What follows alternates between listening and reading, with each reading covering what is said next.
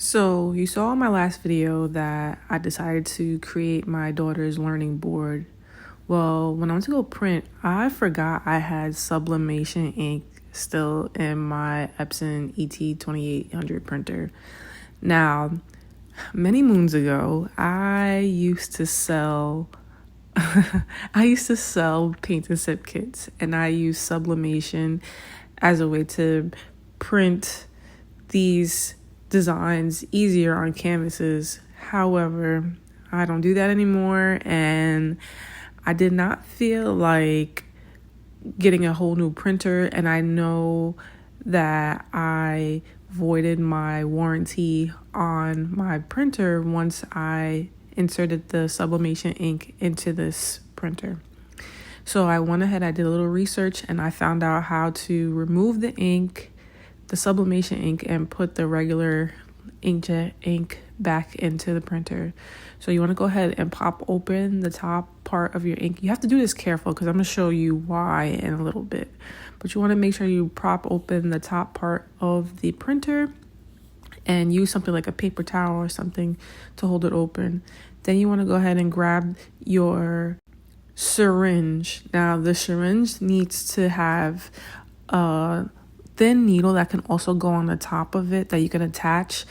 This way you're able to insert that thin tip into the tubes here that connect to the cartridges, and you're able to suck out the ink from both the cartridge in the front of the printer and also the little cartridge that you take out in the back, which I'm going to show you shortly.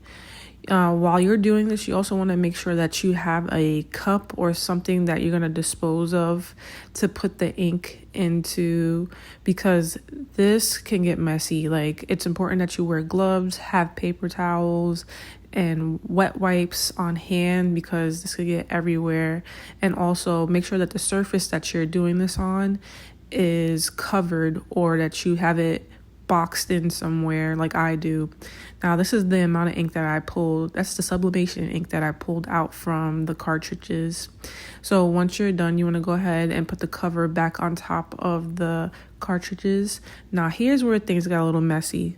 When I opened up the top of the printer, I accidentally pulled out these white strips. These must remain plugged in order for your printer to work. And you'll see the slits in the back there that they have to go into. Just make sure that they're plugged in, and then go ahead and gently close the lid of your printer and make sure it's all aligned, and it'll snap back into place with no issue. Then you want to go ahead and turn on your printer and make sure the connectivity from those white strips is all good. Once that's done, take your ink and refill the cartridges. This is super simple, straightforward. All you gotta do these days is just turn the bottle upside down and put it into the ink hole in these cartridges, and you'll see like the ink level rise in the front of the printer. You want to make sure that it doesn't go above a certain line, and you're good to go. Once the cartridges are filled, go ahead into your settings and test your ink levels. This may take a little while. I had to learn the hard way because it's been a while since I actually used this printer. So the sublimation ink in there was a little dry. I worked on this a little while trying to remove that ink.